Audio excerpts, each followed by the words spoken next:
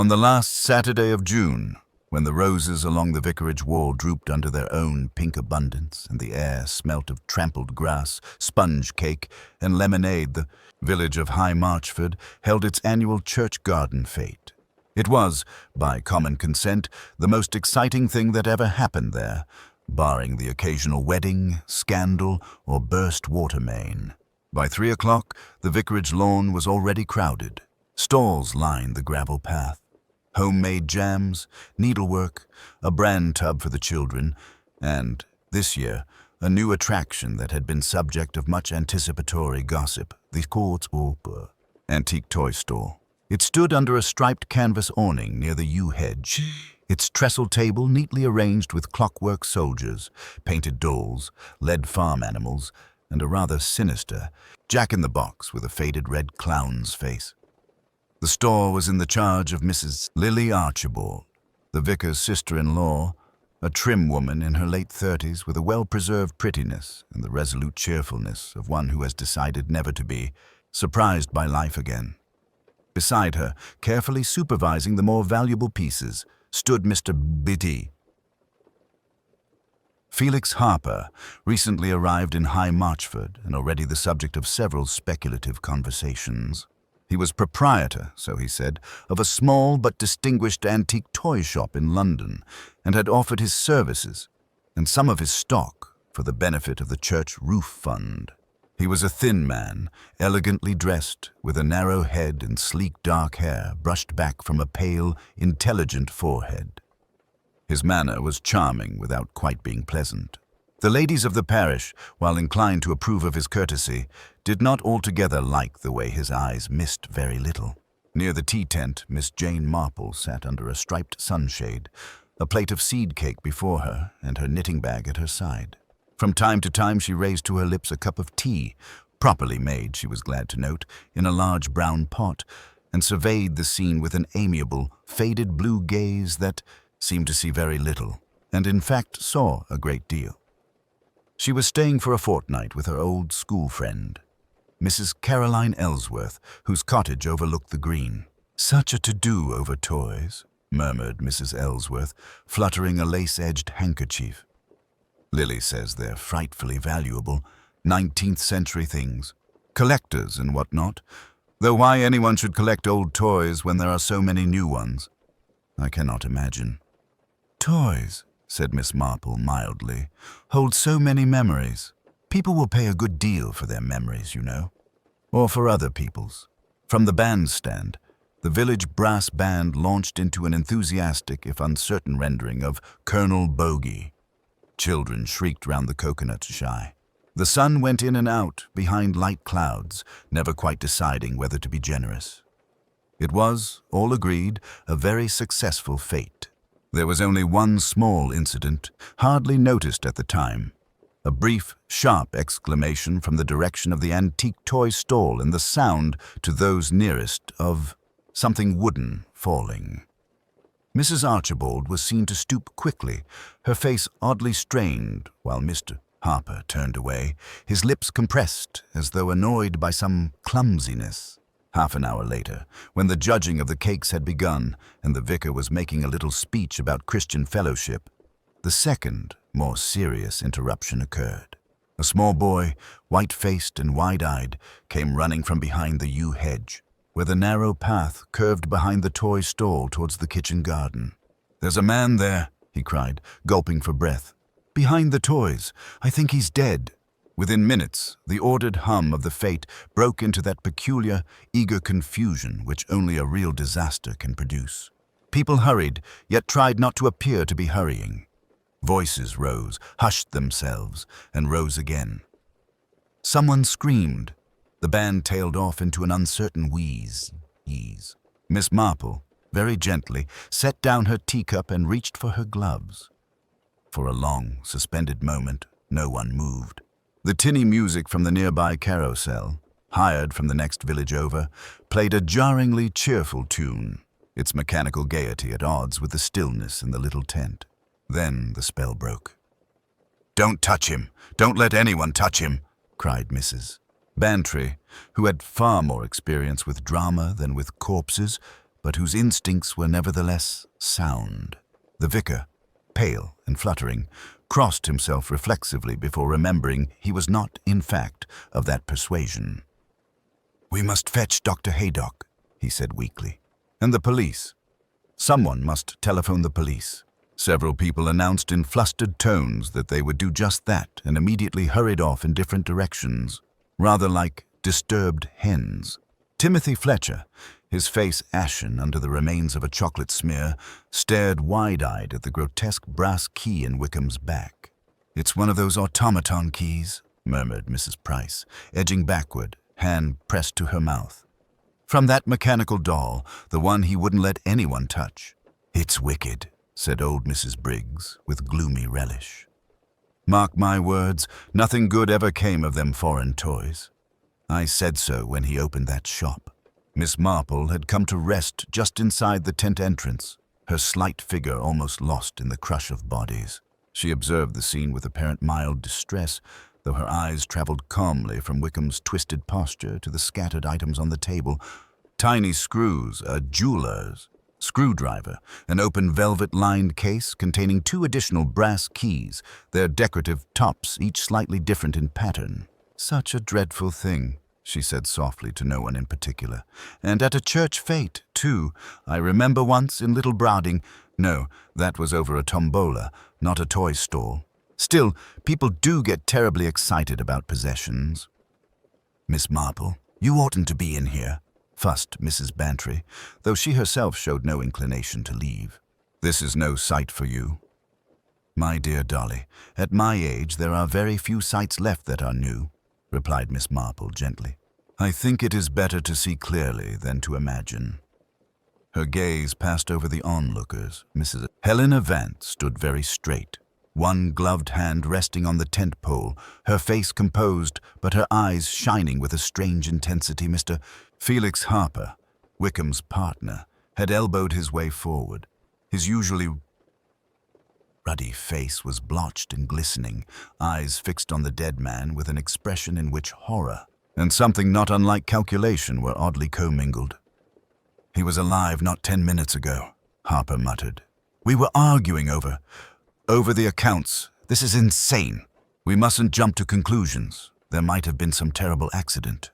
People rarely fall backwards onto an upright key with sufficient force to drive it between the shoulder blades," remarked Mrs. Vance quietly, in her precise London voice. "It seems rather improbable." Miss Marple's head inclined just slightly. "I have sometimes noticed," she observed in her gentle, hesitating way, "that when a thing looks like murder, it very often is murder. Of course, one must never be hasty. Appearances can be deceptive, especially in villages." The word murder whispered through the gathering like a chill breeze, repeated in shocked undertones. Someone began to cry softly. Outside, the fate continued, though with a subdued air, as those who had heard fragments of the news passed them on, embroidering as they went. By the time Dr. Haydock arrived, brisk and unsentimental as ever, St. Mary Mead was already deep in speculation. Motives were assigned, discarded, and reassigned with prodigious energy. Mr. Wickham had been odd, everyone agreed, secretive, with varying details, and not at all what he seemed, though what he had seemed was never quite specified. Miss Marple, sitting again beneath her striped awning with her untouched tea growing cold beside her, listened to it all, her knitting moving steadily. She asked no direct questions, merely made the small, apparently inconsequential remarks that encouraged others to talk more freely. And talk they did. Constable Slack cleared his throat with unnecessary vigor, as though volume might compensate for uncertainty. "Right, Fletcher lad. Step over here," he said, crooking a finger in what he perhaps imagined was a commanding manner. Timothy's mother, a thin, anxious woman with reddened hands, let out a strangled sound but did not protest in St. Mary Mead, one did not contradict the police aloud, only later, in kitchens and parlors. Timothy shuffled forward, his gaze fixed somewhere near Constable Slack's boots. "You've been hanging about this stall all afternoon," Slack declared. "Anything to say for yourself?" The boy swallowed. I like the soldiers, he muttered. Like them enough to steal them, perhaps, Slack pressed, seizing eagerly on this thin thread. Miss Marple, standing quite close now, could see the way Timothy's fingers twisted the hem of his jacket, not with the jerky movements of sudden panic, but with a slow, worn familiarity, like someone accustomed to waiting for trouble to land. I never took nothing, Timothy said, the grammar of his denial earning a faint, disapproving sniff from Mrs. Price. I only wanted to look. Mr. Wickham, he said as how I wasn't to touch. Because you'd been caught before, I suppose, Slack said. The silence that followed was almost as revealing as any spoken confession. He took a little clockwork bird last month, she burst out. Mr. Wickham made me pay for it. Said as how he'd not involve the police if we settled it quiet. A murmur ran through the gathered villagers. The satisfying murmur of a community discovering that its private suspicions had not been misplaced. Miss Marple, who knew that communities were very seldom entirely wrong but almost never entirely right, allowed the sound to wash over her while she studied Helena Vance and Felix Harper. Mrs. Vance's expression was one of distant interest, like a woman observing a rather overrated play, but Miss Marple noted the minuteness of the woman's attention when the words clockwork bird were mentioned. Felix Harper, by contrast, no longer rubbed his hands. They hung at his sides, stiff and oddly empty, as though he had forgotten what to do with them. Well, there you are, Constable Slack said with satisfaction. A prior theft, an opportunity, and a valuable store. We'll have you down at the station for a proper talk, young man. Timothy's lower lip trembled, but he said nothing. Miss Marple spoke then, her tone mild as milk. If I might make a little observation, Constable, she began. The key in poor Mr. Sir. Wickham's back is very particular, is it not? One would need to know exactly where such a thing was kept. Slack frowned, disliking both the interruption and the source of it. Anyone could have grabbed it off the table there, he said. Of course, Miss Marple agreed. Only, it reminds me very much of a little trouble we had with the communion plate some years ago. Everyone assumed it was the boy who'd been caught pocketing pennies from the collection bag. The questioning in the vestry took on the quality of a rather grim parish meeting. The familiar smell of hymn books and furniture polish contrasted oddly with the presence of Sergeant Lake's ink-stained notebook and Constable Slack's heavy boots squeaking on the stone flags. Inspector Craddock worked methodically. He began with the simplest witnesses, Mrs. Price, still trembling. The vicar, apologetic for the inadequacy of his memory. Several ladies from the Mothers' Union, whose recollections were entangled with detailed descriptions of the jam competition.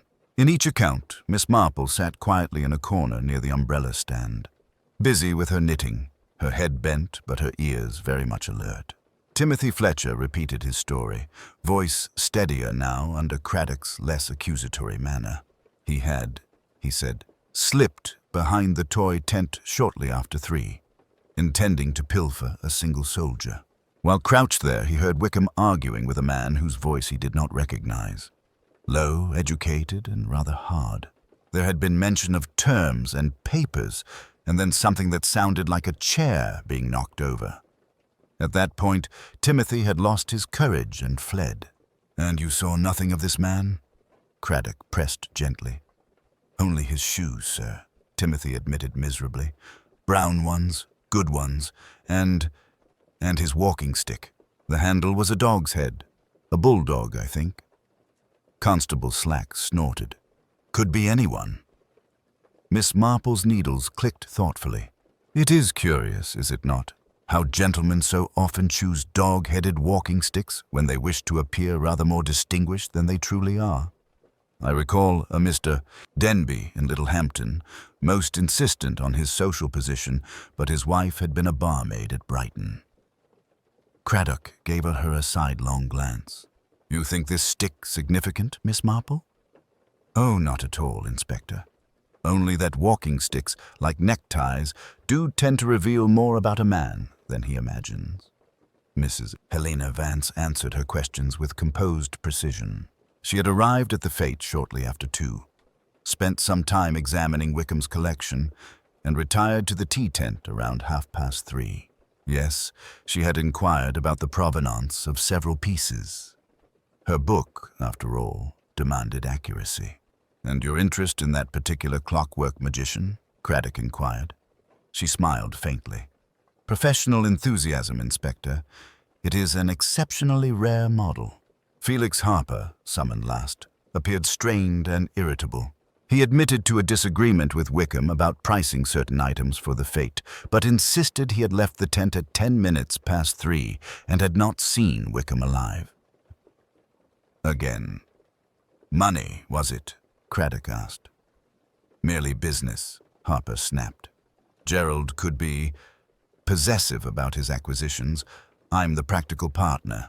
I reminded him we can't pay our invoices with sentiment. When at last the formalities were concluded, the villagers dispersed in subdued groups, their whispers trailing like smoke. Murder made an excellent topic, and already theories sprouted like dandelions. Foreign collectors, jealous rivals, wicked boys, and, from Mrs. Price, an obscure suggestion involving spiritualist curses. Miss Marple walked home through the mellow evening light, her slight figure neat and upright. She noticed, lying half-crushed near the gate of the vicarage, a tiny twist of blue paper, similar in color and fold to the one she had seen Mrs. Vance palm so deftly. She paused, stooped with apparent difficulty, and picked it up. It was blank. She turned it between her fingers, thoughtful. A blank paper was, in her experience, very seldom without meaning. The following morning dawned with deceptive serenity over St. Mary Mead, as though the village itself had decided to forget there had been a murder at all. The church bells rang as usual. Milk was delivered, and only the unusually early gathering of curious villagers outside the Painted Soldier betrayed that life had been violently interrupted. Inspector Craddock stood before the toy shop door with Constable Slack, waiting while the sergeant finished wrestling with an obstinate lock. Miss Marple, who had happened to be passing on her way to the grocer's, paused with mild inquiry. "You'll be wanting to see how Mr. Wickham kept his treasures, Inspector," she observed. "One learns a surprising amount about a person from their cupboards and drawers. I remember poor Mrs. Penfold. Everyone thought her so charitable until we saw how she stored her winter blankets." Craddock regarded her with a resigned but faintly affectionate exasperation. "Since you are already here, Miss Marple, and most regrettably well acquainted with murder, I suppose there's no point in pretending you won't notice things whether I wish it or not." The door yielded with a reluctant click, and the three entered. The dim interior smelled faintly of old wood, machine oil, and the peculiar dust that seems to cling only to very old things. Rows of shelves housed regimented tin soldiers, velvet-lined cases of clockwork animals, and dolls' houses more elaborate than many real cottages in the village. Felix Harper waited just inside, having arrived earlier with his own key. His face was strained, and there was something almost protective in the way he positioned himself between them and a glass cabinet of especially delicate pieces. "I've touched nothing since yesterday," he said quickly, "except to lock up, with the constable present." Miss Marple moved slowly through the shop, apparently admiring the displays. In truth, her attention was drawn less to what was present than to what was absent. A gap in a line of tin regiments where one white horse should have been. A faint square of less faded wallpaper behind the counter where something had recently been removed. An empty brass hook high on the wall. "There was a clock here?" she asked with innocent curiosity. "Such a convenient place to glance up for the time." Harper hesitated. "Yes, an old Black Forest cuckoo clock. Gerald sold it last week. Cash sale, no receipt, just one of his arrangements." Craddock's gaze sharpened. "And this automaton everyone mentioned, the magician with the elaborate mechanism, where is he?" "In the back room," Harper replied reluctantly. The automaton, when produced, was a disturbing creation, a painted magician figure behind a miniature table, one arm jointed to lift and lower metal cups. Miss Marple bent closer, noticing the empty keyhole at its base and the faint scratches around it, as if a key had been violently twisted. 3 keys, she remarked softly. 1 now. Misappropriated? Such things are usually sold as a set, are they not, Mr. Harper? Before he could answer, Constable Slack, who had been rummaging behind the counter with more enthusiasm than delicacy, gave an exultant cry. "Inspector, look here, hidden under this false bottom." Craddock strode over. From the shallow compartment, Slack triumphantly produced a bundle of letters tied with green ribbon, and beneath them a thin leather-bound notebook. On the topmost letter, in a clear slanting hand, was written, "To G.W., regarding acquisition of items from the Vance collection." Miss Marple, apparently absorbed in straightening a row of soldiers, did not look up, but her knitting bag rustled slightly as she stilled her hands. The following morning dawned deceptively bright, the sunlight falling cheerfully upon St. Mary Mead as though murder were an incomprehensible intrusion into its ordered existence. Yet beneath the village's ordinary routines, speculation crackled like static. At the high street, the curtains of the Painted Soldier remained firmly drawn, a black crepe band tied discreetly to the brass door handle. That simple strip of fabric served as both announcement and accusation, and villagers passing by slowed their steps to whisper theories. Miss Marple, however, moved with her usual unhurried grace as she made her way toward the greengrocer's. Her slight figure, wrapped in a neat grey cardigan, attracted no particular notice. She looked, as always, like exactly what she was supposed to be, an elderly spinster with a fondness for knitting and gossip. Only the keen alertness of her eyes betrayed the activity of her thoughts. Mrs. Price, behind baskets of carrots and new potatoes, was visibly swollen with the importance of fresh information. "They say Inspector Craddock's gone through Wickham's papers," she confided in a stage whisper. "Found letters from that London auction house, and others too, private buyers, some of them asking for pieces not on display. Doesn't sound like honest business to me. People do so often convince themselves that a little dishonesty is justified in the name of ambition," Miss Marple observed mildly. "Particularly if they believe no one will really be hurt." "Won't be hurt?" Mrs. Price exclaimed. "There's a man dead, Miss Marple." And now young Timothy's name being bandied about, and Mr. Harper glowering like a thundercloud, and that Mrs. Vance walking about as if none of it has anything to do with her. Miss Marple's needles moved rhythmically. She had taken her knitting out while ostensibly contemplating a cabbage. "You've seen Mrs. Vance this morning, then?" "Passed her not 10 minutes ago, heading toward the post office. Looked like she hadn't slept. Pale as milk and her hat on crooked." Mrs. Price lowered her voice. "Miss Blacklock says she was inquiring about registered post." "Registered, mind you. Sounds like important documents, if you ask me." Miss Marple thanked her and continued down the street, her mind sifting information with the quiet efficiency of long practice. Registered post suggested something she didn't wish to entrust to ordinary mail, perhaps the very paper she had retrieved so furtively at the fete. Outside the post office, Miss Marple arrived just in time to see Mrs. Vance emerge, her expression strained. Their eyes met briefly, and in that fleeting exchange Miss Marple saw not the confident London writer, but a woman balancing on the edge of decision. "How very lucky," Miss Marple said gently.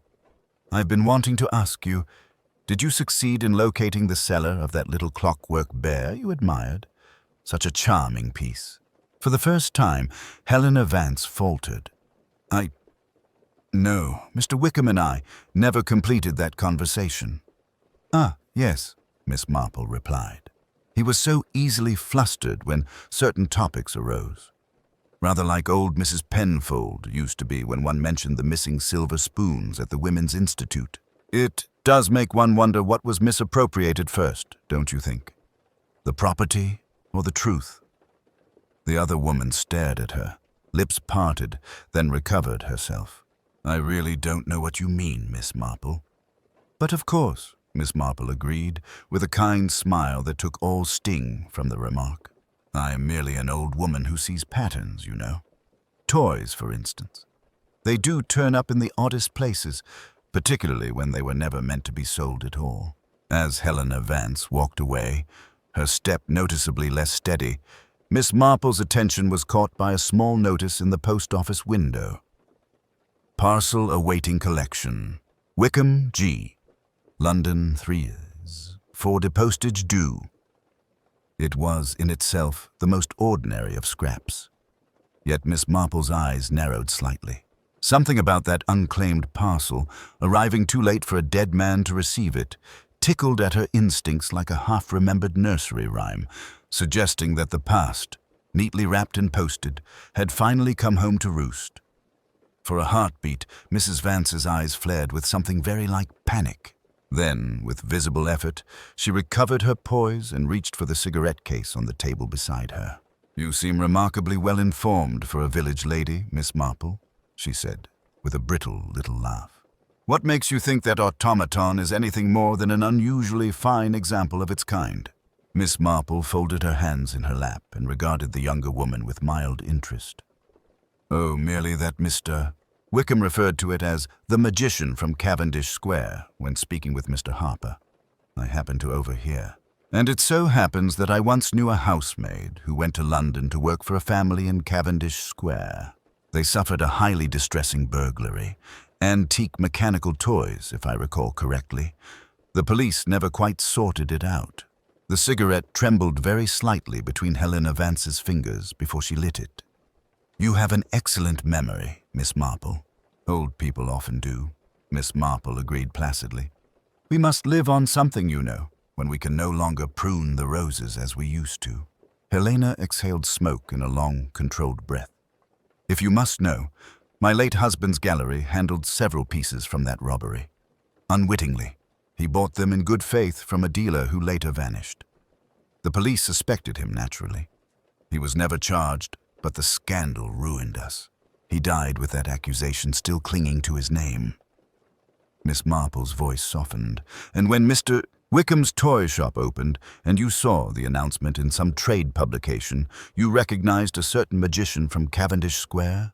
"I wasn't sure until today," Helena admitted, the words coming more rapidly now. "I came to confirm it. When I saw the nameplate, restored by F. A. Harper, I knew that automaton was part of the stolen collection. I confronted Wickham at the fete.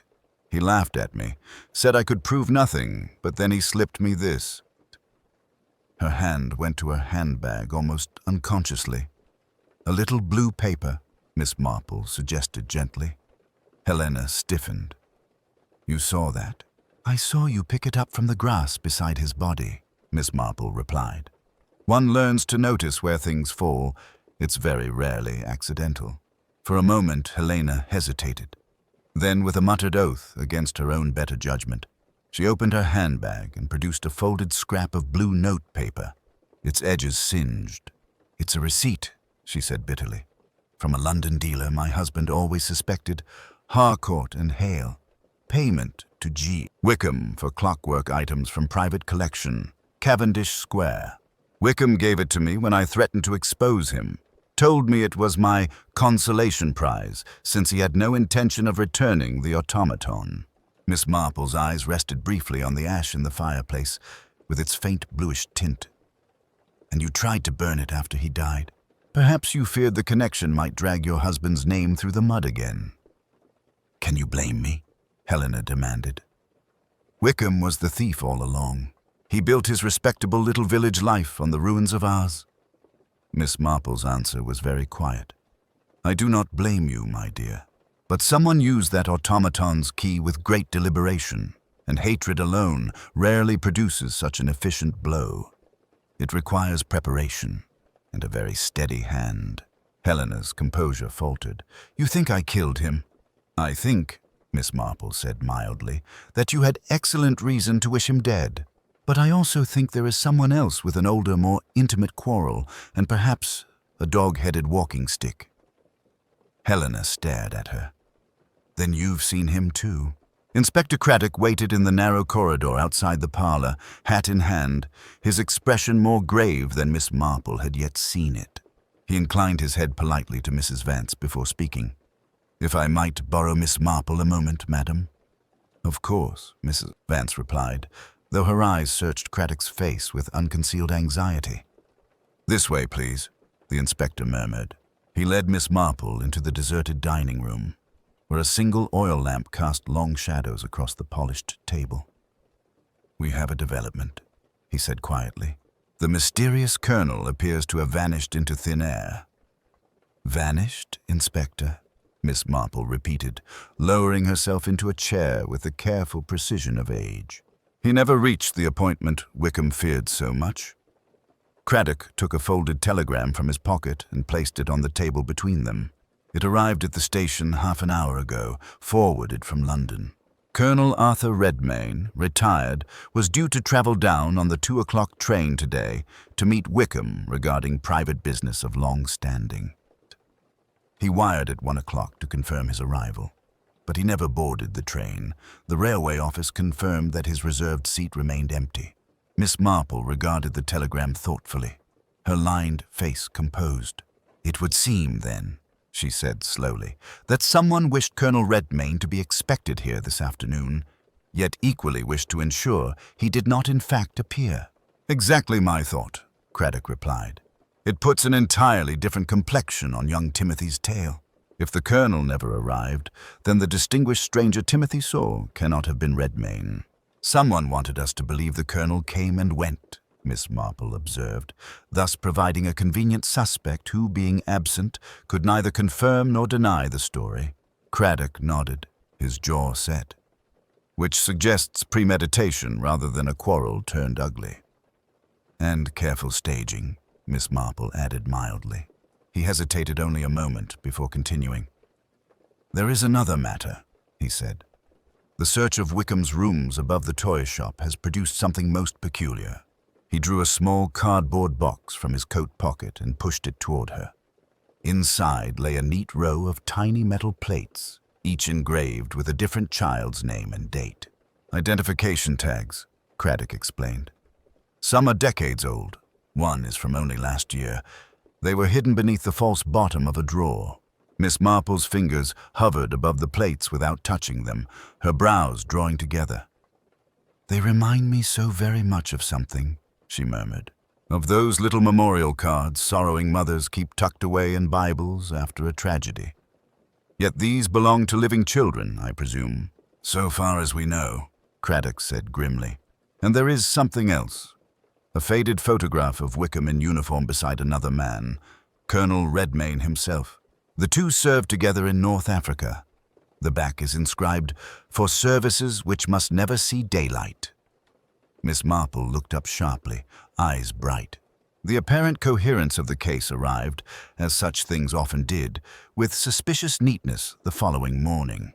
Inspector Craddock appeared at Miss Marple's cottage just after 9, his expression suggesting satisfaction tempered by something like reluctance. He accepted a cup of tea, though his mind was clearly elsewhere. "Colonel Ashford has been found," he said without preamble. "Dead, in his motor car on the lane toward Much Benham. Engine running, garage doors closed. Dr. Haydock believes it was deliberate. Carbon monoxide. There was a note on the passenger seat." Miss Marple's knitting paused. "A note, Inspector?" Craddock produced a folded sheet in a plastic envelope. "He confessed to Wickham's murder. Says he came to settle accounts from the desert, that Wickham threatened to expose the wartime thefts and the blackmail of Mrs. Ashford. Claims he followed Wickham into the tent at the fete around 20 minutes to 4, argued, seized one of the brass keys and—" Craddock hesitated fractionally. "Struck him down, in a moment of uncontrollable rage." "How very convenient," Miss Marple murmured. "Isn't it?" Craddock admitted. "Too convenient, if you ask me. The handwriting matches letters from his effects, and he certainly had motive. Yet certain details trouble me. For one, Ashford claims Wickham fell backwards to the ground, but the body, as multiple witnesses observed, was slumped over the table. And he describes the key incorrectly," Miss Marple added gently. "He calls it the little winding key, whereas Dr. Haydock specifically identified the timing key as the weapon, the longest of the three. One would think a man would remember, in such dramatic circumstances, whether he wielded a small or large implement." Craddock looked at her with something like resignation. "I knew this was coming. You don't believe he did it?" "Oh, I believe he bore considerable guilt," Miss Marple said mildly. "But not, I think, for murder. Suicide undertaken to atone for past misdeeds is a very different thing from killing in cold blood.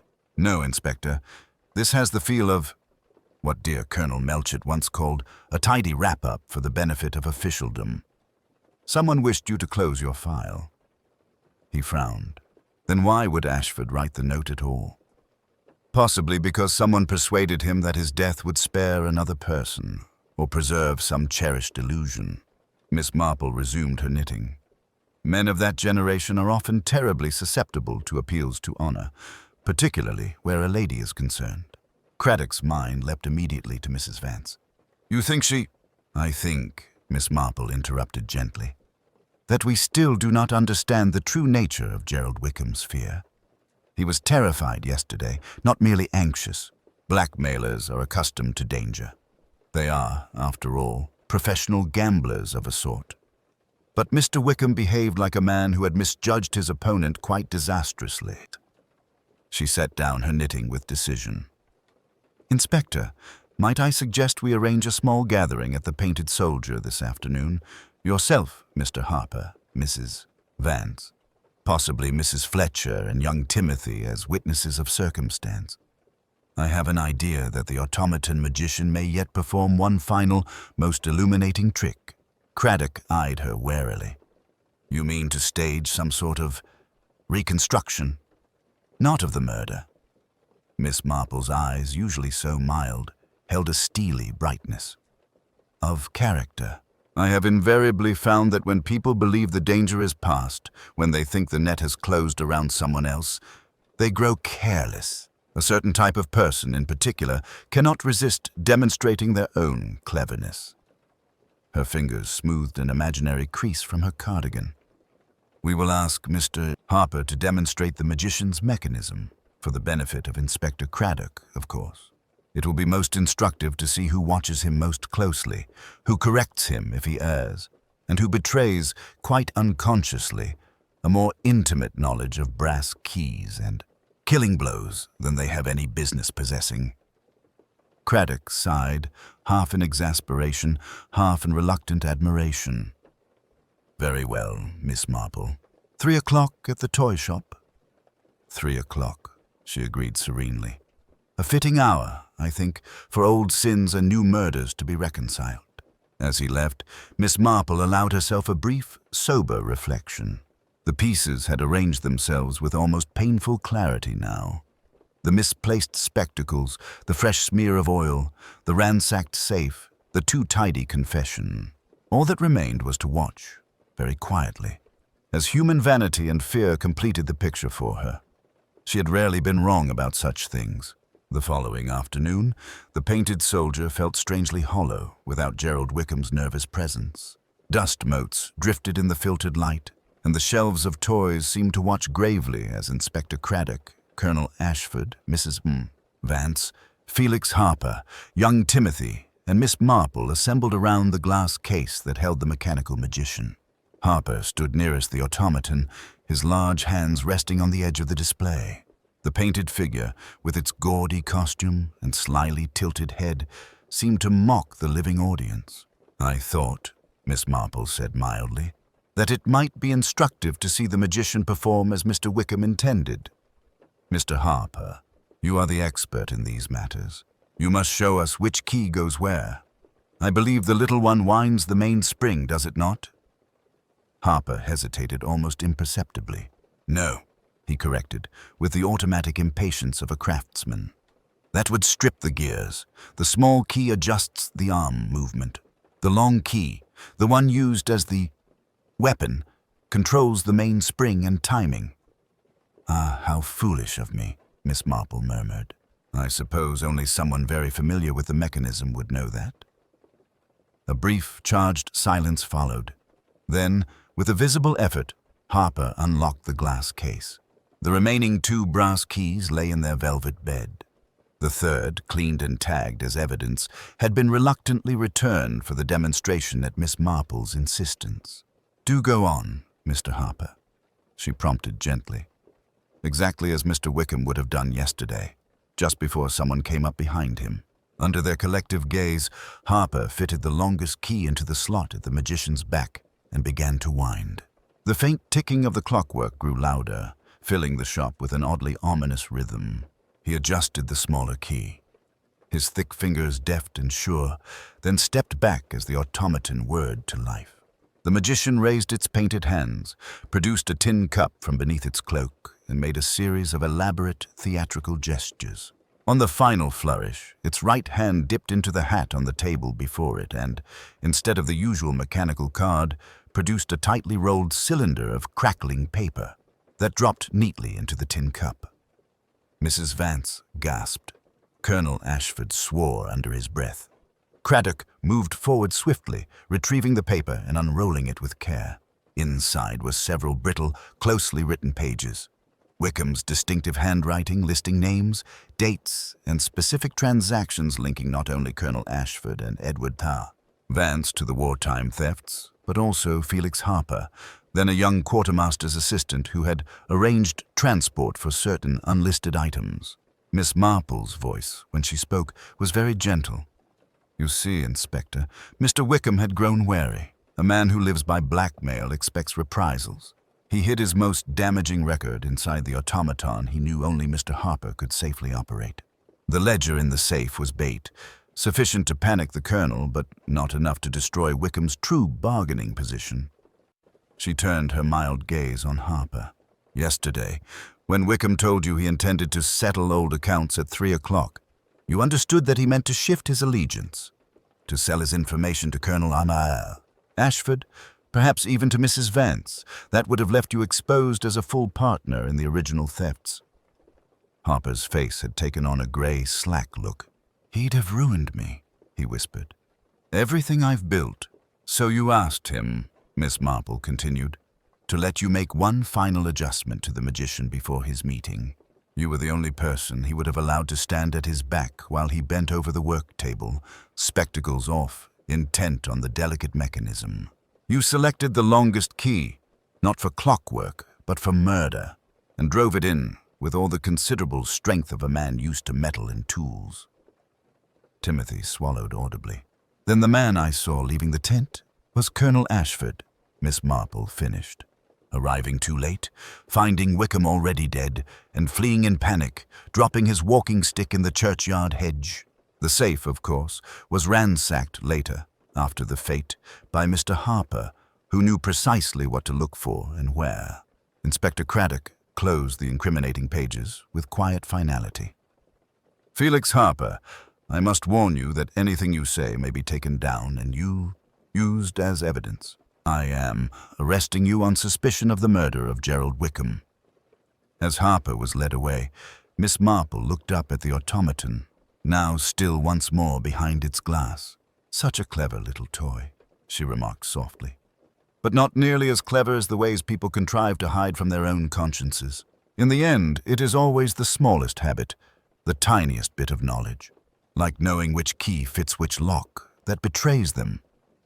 Outside, St. Mary Mead resumed its quiet rhythm with almost indecent haste. The vicar's wife discussed hymn selections for Sunday, Mrs. Price resumed her gossip at the greengrocer's, and Timothy Fletcher, having learned a sharp lesson about the perils of petty theft, delivered newspapers with newfound earnestness. In her cottage garden, Miss Marple returned to her knitting among the roses. Murder, she reflected, had once again shown itself to be disappointingly ordinary at its core. Greed, fear, and the desperate wish to keep the past from being known. Toys, secrets, and people, all clockworks of a sort, each wound up by their own desires, destined to run their course until, inevitably, something broke. The days that followed Felix Harper's arrest brought a gradual, almost reluctant return to normality in St. Mary Mead. The bunting from the church fete was taken down. The vicarage lawn resumed its quieter duties of parish teas and mothers' union meetings, and the villagers, after much discussion, began to fold the Antique Toyshop Murder into that comfortable category of things that had happened and could now be talked about safely. Miss Marple, however, spent a thoughtful afternoon with Inspector Craddock at her cottage, at his own request. He had learned long ago that a formal report could be greatly improved by understanding the less tangible elements that never quite made it into official language. "What puzzles me still," Craddock confessed, accepting a slice of seed cake, "is how you were so sure it was Harper, and not Colonel Ashford or even Mrs. Vance. Each had strong motive. Ashford had blackmail and reputation. Mrs. Vance had theft and grief. Harper had partnership and betrayal. On paper, they were almost equally placed." Miss Marple smoothed a fold in her skirt, her expression composed. "One learns a great deal from parish life, Inspector. Human nature repeats itself endlessly, whether in war zones or village fates. The key, if you'll pardon the expression, lies in behavior rather than circumstances." She ticked off points with quiet precision. Colonel Ashford, for instance. A proud man, certainly, and deeply angry about his late wife's humiliation. But when Timothy described the man leaving the tent, he mentioned haste, not stealth. A truly guilty man, trained in intelligence work, wouldn't have hurried away in full view of a sharp-eyed boy. He would have remained, taken command of the scene, and shaped the narrative. That is what officers do. As for Mrs. Vance, she continued, her actions were impulsive. She seized the blue paper out of desperation, then tried to burn it. That is not planned criminality. It is panic. A woman driven by grief might make foolish decisions, but stabbing a man in the back with surgical precision? No. Particularly when the alternative, exposing his theft and reclaiming her husband's property, was entirely available to her. Craddock nodded slowly. "And Harper?" "Mr. Harper," Miss Marple said gently, "behaved exactly like the village carpenter whose brother once cheated him out of an inheritance. He was resentful, yet oddly loyal. He defended Wickham even while complaining of him. That sort of man rarely initiates evil alone. But he will, under pressure, go to terrible lengths to protect what little he has carved out for himself." She glanced toward the window where children played hopscotch in the lane. "Think of it, Inspector. Wickham summons Colonel Ashford, intending to sell him the very evidence that incriminates them both. Harper discovers this, perhaps by overhearing, perhaps from Wickham's careless gloating. He realizes that once Wickham changes sides, the colonel will have no need to protect a mere restorer in a small village. So Harper devises a plan that uses everyone's sins against them." "The break-in at the shop," Craddock prompted. "Staged by Harper himself the previous night," Miss Marple said serenely. "He knew Ashford would come searching, and he left the ledger in plain sight to incriminate him further. Then, during the fete, Harper arranges a technical consultation with Wickham just before 3 o'clock, positions himself behind him under the guise of adjusting the mechanism, and uses the timing key with all the force and anatomical knowledge acquired during years of precision work." Craddock exhaled slowly. "And the safe, the automaton compartment, all of it, all tools," Miss Marple finished softly. "Tools in the hands of a man whose resentment and fear finally outweighed his conscience.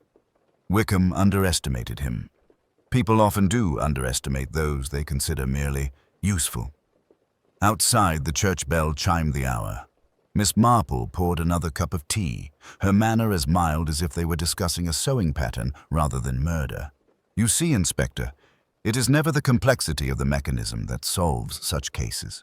It is the simple matter of asking who had both the will and the right kind of hands."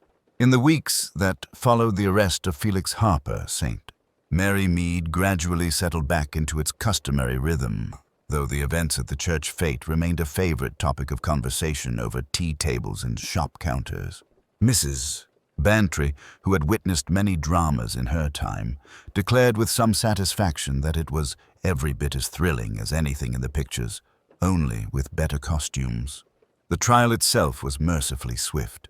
Confronted with the documents hidden in the automaton, the wartime ledger, and young Timothy's unshakable identification, Harper abandoned his initial denials.